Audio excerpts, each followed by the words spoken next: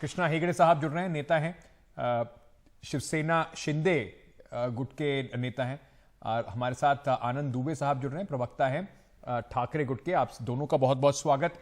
सबसे पहले मैं आनंद दुबे जी आपसे ही पूछना चाहता हूं, आज पछतावा है इस बात का कि बिना फ्लोर टेस्ट करे ही उद्धव साहब ने इस्तीफा दे दिया? अगर ना दिया होता तो शायद स्थिति कुछ और होती। अंकित जी नमस्कार। देखिए, सबसे पहले तो मैं आदरणीय सर्वोच्च न्यायालय का जो फैसला आया है उसका स्वागत करता हूं। हम पहले दिन से ही यह मांग कर रहे थे कि यह सरकार असंवैधानिक रूप से बनी है, जिस पर आज सुप्रीम कोर्ट ने भी मुहर लगा दी।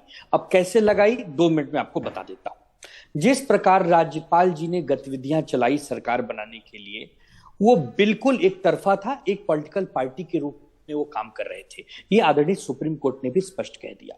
दूसरी बात कि जिस व्हिप को उद्धव ठाकरे जी ने नियुक्त किया पार्टी प्रमुख होने के नाते, सुनील प्रभु, उस व्हिप को एकनाथ शिंदे ने मानने से इनकार कर दिया।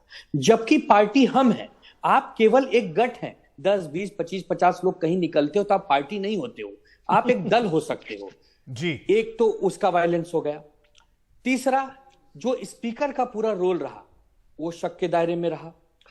ये पूरी की पूरी सरकार असंवैधानिक है। आदरणीय सुप्रीम कोर्ट के चीफ जस्टिस जी ने स्पष्ट कह दिया कि यदि उद्धव ठाकरे जी उस समय आप इस्तीफा नहीं दिए होते तो हम जरूर विचार करते। आपको लगता है राजनीतिक तौर पर गलती कर दी उद्धव ठाकरे ने?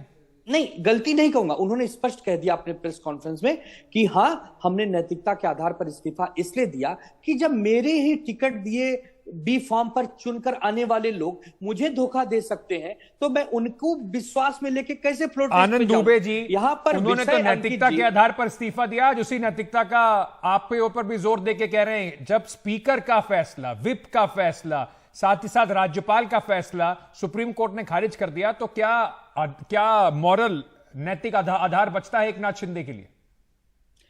एकनाथ शिंदे जी को यदि जरा सा भी नैतिकता का ज्ञान है, तत्काल प्रभाव से इस्तीफा दे देना चाहिए। सवाल आपसे सर हेगड़े साहब, ये सवाल आपसे। अंकित जी, पहले तो हम शिंदे गुट नहीं है, हम शिवसेना है और एक ही शिवसेना है पूरे देश में, और हमारा सिंबल है बो एंड एरो।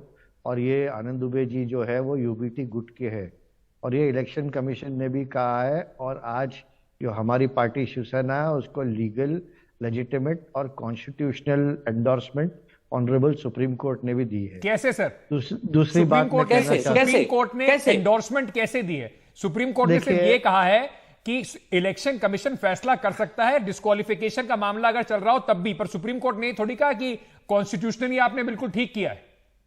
सुनिए, पहले तो सम्मान्य सुप्रीम कोर्ट जी ने कहा कि एकनाथ शिंदे की सरकार बरकरार रहेगी, वही मुख्यमंत्री रहेंगे। सेकेंड, उन्होंने कहा जो इलेक्शन कमीशन एक ऑटोनोमस बॉडी है, जो उन्होंने डिसाइड किया सिंबल के लिए और जो नाम पार्टी का नाम जो हमें मिला है वो ऑन मेरिट है, और उसके ऊपर वो कोई हस्तक्षेप नहीं करेंगे। उन्होंने मेरिट की बात नहीं कही, उन्होंने सिर्फ ये कहा कि वो उनका अधिकार क्षेत्र है, उन्होंने करा है।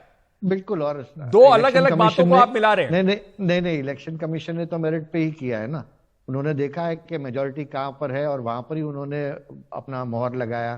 तीसरी बात यह है कि जो स्पीकर है, स्पीकर ही डिसाइड कर सकते हैं डिस्क्वालिफिकेशन ऑफ एमएलएस का। ऐसे तो सुप्रीम कोर्ट ने कहा कि वो नहीं, स्पीकर से भी कुछ उम्मीद बची है क्या आप लोगों को? स्पीकर का तो सवाल ही नहीं। सुनिए पहले अंकित जी, मैं रुक जाइए। आपने बात कही, आपने बता दिया कि सुप्रीम कोर्ट ने क्या कहा है, उनसे सुन तो लें जरा। अब क्या उम्मीद बची है ठाकरे फैक्शन के लिए? देखिए, उम्मीद तो ये है कि स्पीकर के पास जाने का तो सवाल ही नहीं उठता है। जब सुप्रीम कोर्ट जी ने कह दिया कि जो आपका व्हिप है वही लागू रहेगा, लेकिन सुप्रीम कोर्ट ने तो ये भी कह दिया ना कि स्पीकर तय करेगा 16 लोग डिस्क्वालीफाई हो सकते हैं या नहीं। तो स्पीकर ने तय कर लिया। मैं आपके माध्यम से कह देना चाहता हूं, स्पीकर को यही तय करना पड़ेगा कि जो शिवसेना पक्ष प्रमुख उस समय तत्कालीन थे, उनके द्वारा, वो पार्टी थे, उनके द्वारा जो व्हिप नियुक्त किया गया था वही मान्य होगा। तो हम जीत गए, सिंपल सी बात। सर हम जीते या हारे ये तो आने वाला वक्त बताएगा। लेकिन एक बात आप लोगों की बात सुन के जरूर समझ में आ रही है कि सुप्रीम कोर्ट का ये आखिरी चक्कर नहीं था इस केस पर। स्पीकर का फैसला आने के बाद कानूनी जो कार्रवाई है, मुझे लगता है कहीं ना कहीं एक बार फिर उसके दरवाजे जरूर खुलेंगे। अभी के लिए आप दोनों का बहुत बहुत शुक्रिया हमारे साथ जुड़ने के लिए।